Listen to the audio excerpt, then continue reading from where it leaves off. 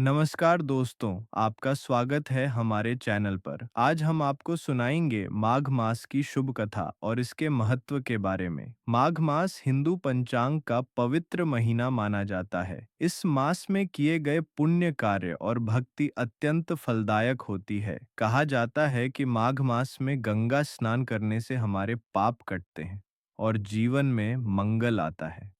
इस मास में की गई पूजा, कथा सुनना और दान करना हमारे जीवन में सुख, शांति और समृद्धि लाता है।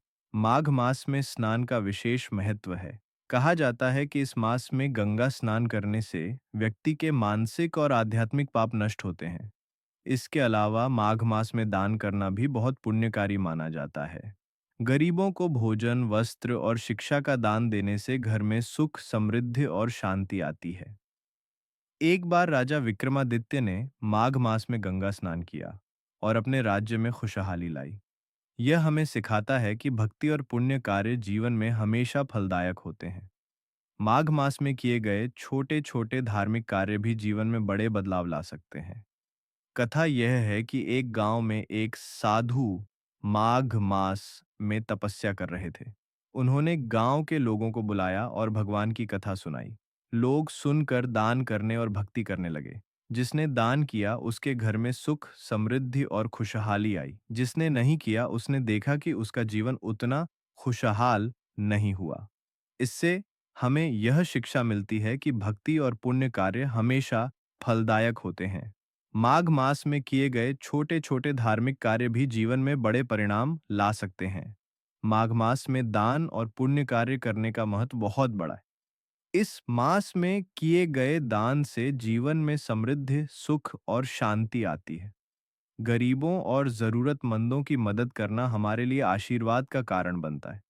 माता पिता और गुरु का आशीर्वाद लेने से भी जीवन में सकारात्मक ऊर्जा आती है। इस मास में दान और भक्ति करने से हमारे कर्म स्वच्छ और फलदायी बनते हैं।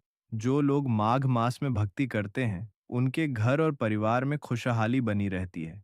माघ मास में भक्ति का महत्व अत्यंत बड़ा है। कथा सुनना, भजन करना और भगवान की पूजा करना हमारे जीवन में सुख, शांति और सकारात्मक ऊर्जा लाता है। एक बार साधु ने माघ मास में तपस्या करते हुए गांव वालों को कथा सुनाई। सभी ने दान किया और भक्ति की। कथा सुनने और भक्ति करने से गांव में खुशहाली और समृद्धि आई। यह हमें सिखाता है कि माघ मास में किए गए छोटे छोटे धार्मिक कार्य भी जीवन में बड़े परिणाम ला सकते हैं।